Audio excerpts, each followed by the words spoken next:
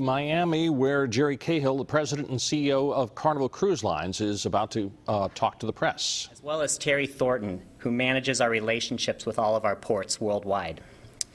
When we come to the Q&A portion, I'd like to ask that you kindly please wait to be acknowledged and that you please stand and give your name and affiliation. All right, they look like they're about to introduce Jerry Cahill. Again, he's going to be talking about the Carnival Triumph, which let's see who's coming up to the podium now and see what they have to say. Here we go. Let's listen in for a couple of seconds now. Good evening, everyone. Thank you for coming. I appreciate it. We're going to give an update, as Jim said, on the situation regarding the Carnival Triumph, which is currently located in the Gulf of Mexico.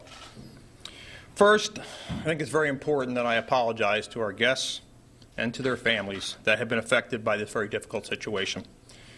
At Carnival, our promise to our guests is to provide a great vacation experience, and we try very hard to do that all the time. It's obvious in this particular case we did not deliver on that promise, and we are very sorry that that occurred. Now, since Sunday morning, our focus has been on ensuring the safety of everyone on board the Carnival Triumph and getting our guests home as quickly as possible. Responding to our guests on board the ship is the #1 priority for the 3,000+ Carnival team members located here in Miami as well as in other cities around the United States. The full resources of the company have been committed to this effort. We have been mobilizing these resources since very early Sunday morning when we learned of the situation, and we have been adjusting our response as we go forward to deal with facts as they change. Now, I want to assure you that every action we are taking, and I mean that very sincerely, every action we are taking is to get our guests home as quickly as possible and to make them as comfortable as they can be while they're on board. Now, in the early hours of the situation on board when we had the fire, we were hoping to be able to restart diesel generators.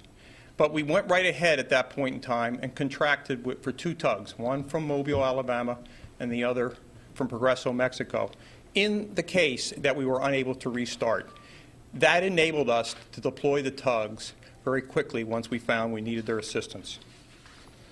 You're also aware of the change we made yesterday where we redirected the ship from Progreso, Mexico to go to Mobile, Alabama. We did that because the ocean currents were causing the ship to drift further north, and in our desire to get our guests home more quickly, we found the best solution was to take them to Mobile, Alabama. So tonight, I'm going to talk a little bit about some of the additional things we're going to be doing to get our guests home. But before I do that, let me assure you that no one here from Carnival is happy about the conditions on board the ship. And we obviously are very, very sorry about what is taking place. There is no question that conditions on board the ship are very challenging. All right? I can assure you that everyone on board in the Carnival team and everyone shoreside is doing everything they can to make our guests as comfortable as possible. Now, I do want to commend our guests on board the Carnival Triumph. They're doing a very, very great job in dealing with a difficult situation. I think somewhat it's the nature of the Carnival guests who happen to be very optimistic people and enjoy life.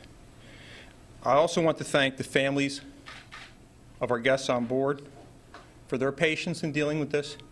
And I want to thank our team members on board because I know they've been working around the clock to make things as comfortable as they can for our guests.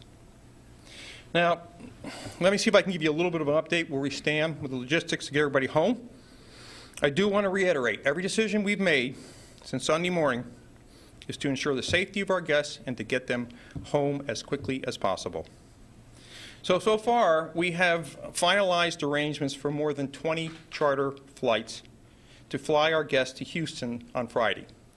The plan is to accommodate our guests in hotels in either Mobile or New Orleans on Thursday night once we get in, and to give them an opportunity to rest and relax, and then to fly them home on Friday. We have reserved more than 1,500 hotel rooms in New Orleans and Mobile, and we've also secured transportation from Houston to the port of Galveston so that our guests who have driven to the ship will be able to get back to their cars, which are parked at the port. Alternatively, for guests who feel that they need to get home right away, we are in the process of securing motor coach transportation for Thursday evening, which will take them back to either Houston or Galveston from Mobile. We are also in the process of deploying our embarkation, our guest logistics, and our operations and care teams to Mobile to manage the effort as people get off the ship. These Carnival team members are from Miami and New Orleans. They will begin arriving throughout the day tomorrow and will be in position when the ship arrives on Thursday. Our leadership team here in Miami and the Carnival care team was mobilized immediately Sunday morning when we learned of the fire. The care team has been providing information to family members of the guests on board since Sunday morning. Members of the team are also being dispatched to Mobile to help with the accommodation, to accommodate guests as they get off the ship. Now, we have many people who have assisted us in responding to this situation, and I'd like to thank some of them. The United States Coast Guard, as always, has been very, very helpful. There's been other federal agencies who have been very helpful in assisting us with this. Various port authorities have also offered assistance, and many other organizations. And our team members who work on board the Carnival Legend, Carnival Legend, the Carnival Conquest, and the Carnival Elation, all three of those ships were diverted, and our team members on board provided food and supplies to the guests on the Carnival Triumph. And I'd also like to thank members of the media who has been... All right, that's Jerry Cahill, President and CEO. You're watching him live during a news conference in Miami. He talked about conditions aboard the Carnival Triumph that's being towed to Mobile as being challenging. We've heard from some people on the ship who say that it stinks, literally, that the toilets, they haven't been able to use many of the toilets. Food has been not plentiful, and you can understand why he used the word challenging. We hope to talk to some of those people after they arrive in Mobile, and we're going to have more on the story. Andrew Perez has been digging deeper into it. You're going to hear more from him tonight on Fox 10 News at 9.